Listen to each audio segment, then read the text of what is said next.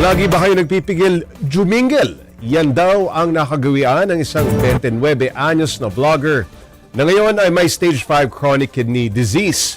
Para bigyan ng mukha ang balita, Mobile Journal Jazz Paredes.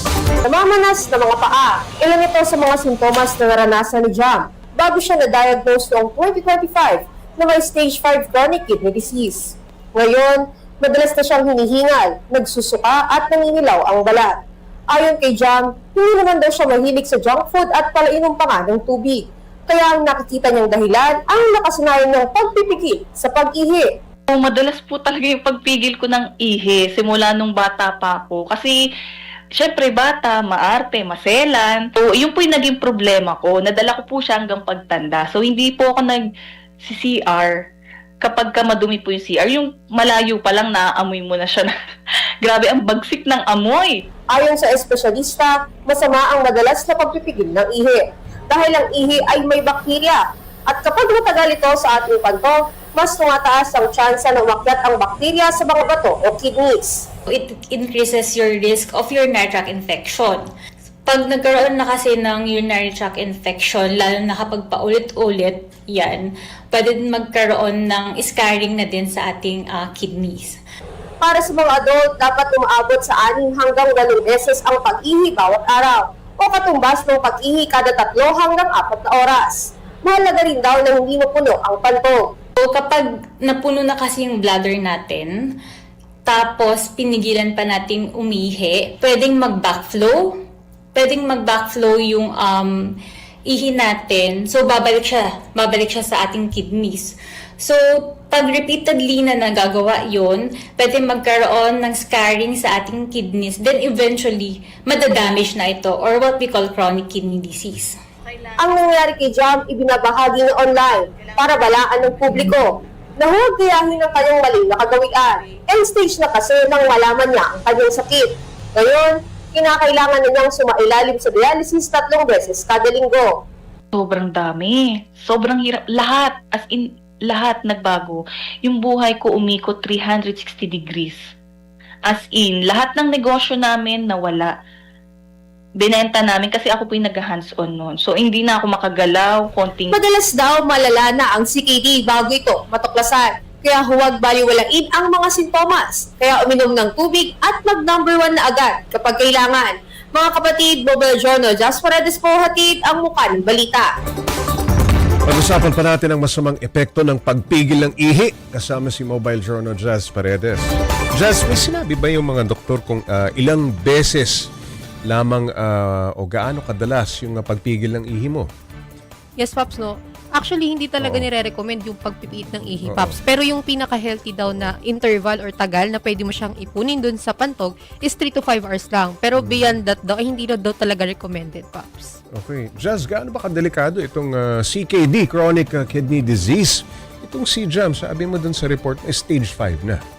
Yes, Pops, no? Sa ngayon, ongoing yung dialysis niya. 3 times a week siya nagda-dialysis. At before daw siya yung talagang regular na makapag-dialysis, talagang naninilaw siya, nagsusuka daw siya every now and then. At yun nga, hirap na rin siyang umihi, masakit na yung kanyang pag-ihi. At delikado daw to kasi end stage na, stage 5 na, wala na tong lunas, Pops, no? So, talagang kidney transplant na lang. So, kapag hindi ito naagapan or not naagapan, hindi na-treat ng regular, syempre, pwede itong mag-cause ng pagkamatay. Pero dahil nga regular naman yung kanyang dialysis, ongoing din yung kanyang treatment, Pops. Okay, Jazz, ano raw ba ang naramdaman nitong si Jam bago niya nalamang meron siyang CKD? Actually, Pops, no, hindi nga daw niya alam na CKD na yung sintomas na kanyang nararamdaman kasi namanas na daw yung mga binti niya at hindi daw niya yung pinansin kasi akala niya dahil lang sa fatigue niya, dahil sa trabaho niya, nagbubuhat siya. Nagde-deliver kasi sila ng mga foods dun sa kanilang business. Tapos nanilaw siya, pati yung mga kuko niya, iba na raw yung kulay, at pati yung pamamayat niya, yung paninilaw ng balat niya. Madami daw talaga siyang signs, Pops, no? Pero nung nalaman niya nga, end stage na pala yung kanyang mga sintomas, Pops. Jazz, sabi mo, kailangan na rin ng kidney transplant. No? Magkano ba ang kinakailangang ihanda dito? At alam ko, hindi ganun kadali, hindi basta-basta yan. So, ano yung tinitingnan timeline? Yes, Pops, no. Actually, Oo. mahirap kasi talaga Oo. yung pagkakukuha ng kidney transplant. Oo. Una sa lahat, mahirap yung makahanap ng Yun, compatible din ng kidney. compatible, oo. At usually, inaantayan, inaabang doon sa National Kidney Oo. Transplant Institute kung meron mang donor o meron nga compatible. May mga nakapila pa bago May- ikaw. Tama ka Oo. siya, Pops. Oo. No, dahil nga, hindi siya guaranteed. Actually, Oo. may mga kakilala tayo na years ng Years, dialysis at oo. nag-aantay Totoo yan, ng oo. transplant ng donor. Pero until now, hindi pa rin nakakuha. At unfortunately, umaabot na sa point na hindi na pumapano na hindi pa rin nakakuha ng kidney. Pero yung cost, Pops, medyo mahal din. Oo. Merong milyon or $500,000, depende pa saan siya kukunin or Yes, paano yung oo. pagkuha doon sa kidney, Pops. Okay, yung pagpapadialysis, hindi mura yan, ano? Kada session, libo rin, no? Mahigit 1,000. Pero, halimbawa, hindi mo makompleto yung 3 times a week na pine-prescribe ng doktor. Paano yun? Yes, Pops, no? Kasi ang dialysis kasi ang purpose niyan ay linisin, i-filter yung iyong kidney at yung syempre yung dugo mo Yung sa dugo, katawan. oo. No? So, pag hindi mo siya nagawa ng regular, magkakaroon din ng komplikasyon yung iyong organ sa loob ng katawan. Yan yung pagkakapaliwanag sa atin. No? So, ang mangyari dyan, either yung kidney mo, tuloy magkaroon ng failure or yung other organs mo, mag-fail din dahil nga hindi na-filter yung dugo, dumudumi yung dugo, pwede rin mag-sepsis. So, there's a lot of possibilities, Pops, kapag Pwedeng lumala yung sitwasyon mo, ibig Yes, sabihin, ano? Tama ka dyan, Pops. No, Okay. actually, si ako maidagdag ko lang, no, ay si Jam ay may heart failure na rin siya. At yung Komplikasyon ba yan? Yes, Pops. At kanyang mga mata, pumutok na rin daw yung ugat. So, balabo na rin yung kanyang mata. So, talagang ang dami na rin complications na lumabas. Okay. Jazz, may mga libreng padialysis, ano? Sa naalala ko kasi, kahit yung ating mga legislators, may mga promissory note yan. No? Nakalapit ba sila doon? Yes, Pops, no. Oo. Hindi lang na na-specify sa atin kung saang programa siya lumapit. Oo. Pero, fortunately daw, ay yung kanya naman daw pagpapagamot ay hindi man totally libre dahil meron pang mga gamutan, may mga medications. Pero kahit pa paano, medyo nare-relieve yung kanyang mga gastusin dahil dun sa mga programa din na ng So ating- naka-access si Yes, Jam, ano? access naman sila. Dahil nga, nabanggit din natin kanina, may mga business sila before. Correct, At oo. hindi na rin siya makapagtrabaho, Okay. Paps, no, dahil nga malabo na yung mata. So, kailangan daw talaga nila ng support para dun sa kanyang gamutan, Paps. Okay, maliban sa CKD, ano pa ba ang iba pang masamang epekto ng pagpipigil ng ihi? Actually, Paps, no, magsisimula kasi talaga yan sa UTI.